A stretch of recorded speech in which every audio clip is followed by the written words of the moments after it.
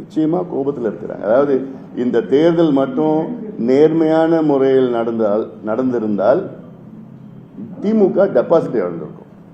அதுதான் கள நிலவரம். அவ்வளோ மக்கள் வந்து திமுக மீது கோபத்தில் தான் இருக்கிறாங்க. அங்கே மட்டும் இல்லை, ஒட்டுமொத்த தமிழ்நாட்டில் கோபத்தில் தான் இருக்கிறாங்க.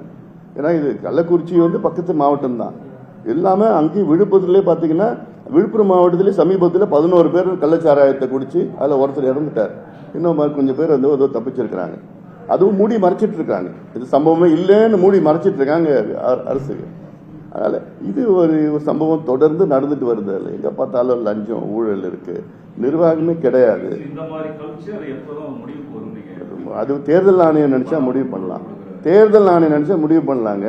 தேர்தல் ஆணையம் ஒரு கேண்டிடேட்டை வந்து டிஸ்குவாலிஃபை பண்ணா போதும். ஒரே கேண்டிடேட் டிஸ்குவாலிஃபை பண்ணா இது யாருமே லீடு பண்ண மாட்டாங்க.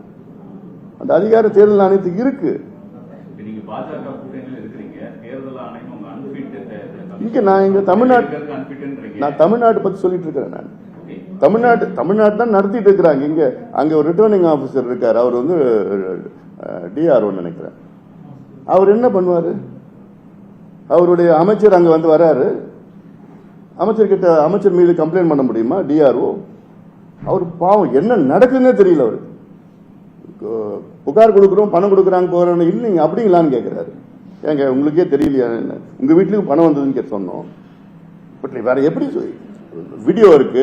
ஒரு திமுக நிர்வாகி பணம் கொடுக்கிறாரு, பணமே கொடுக்கிறாரு, திமுக சிம்பிள் வச்சுக்கிட்டு பணம் கொடுத்துட்டு இருக்காரு ஓட்டு போடுதுன்னு வீடியோ இருக்கு, ஆதாரம் இருக்கு. போய் கம்ப்ளைண்ட் கொடுக்கணும். இது வரைக்கும் எஃப்ஐஆர் பண்ண போடல.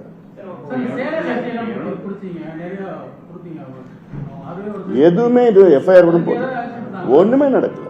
எவ்வளவு பொருள் பிடிச்சி எல்லாம் பண்ணாங்க. இது வரைக்கும் எந்த நடவடிக்கையும் நடக்கல. ஒண்ணுமே கம்ப்ளைண்ட் நாங்க கொடுத்துட்டே தான் இருக்கிறோம். எஃப்ஐஆர் எதுவும் போடுறதே கிடையாது. இல்ல இதெல்லாம் இன்னொன்னு, இது வந்து சட்ட ரீதியிலையும் நாங்க சந்திக்க நாங்க போறோம். நாங்க எங்கிட்ட ஆதாரம் நிறைய இருக்கு. ஏன்னா வந்து ஒரு திமுக எங்களுக்கு வீடியோஸ் போட்டோ அதெல்லாம் இப்போ இந்த திமுக அந்த ஷெட் எல்லாம் போட்டு வச்சிருக்காங்க. அது அவ்வளவு செலவு பண்ணிருக்கிறாங்க. திமுகவுடைய வாகனங்கள்லாம் அவ்வளவு வந்திருக்கு. ஒவ்வொரு நாளும் அவ்வளவு வாகனங்கள். அதெல்லாம் தேர்தல் கணக்குல வரணும். வேட்பாளர் தேர்தல் கணக்குல வரும். இப்போ எம்பி எலெக்ஷன் நடந்தது.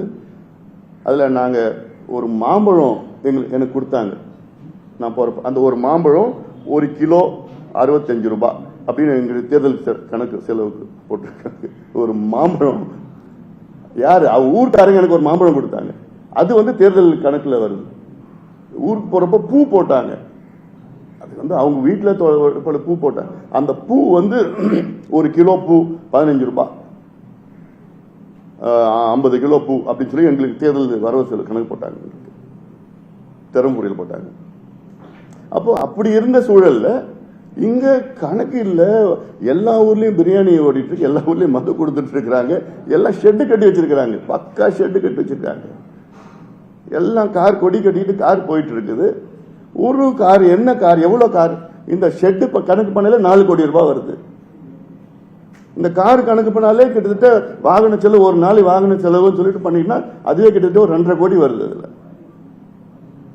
ஒரு வேட்பாளர் எவ்வளவு செலவு பண்ணலாம்? கிட்டத்தட்ட 40 லட்சம் ரூபாய்க்கு கம்மியாக செலவு பண்ண முடியும்.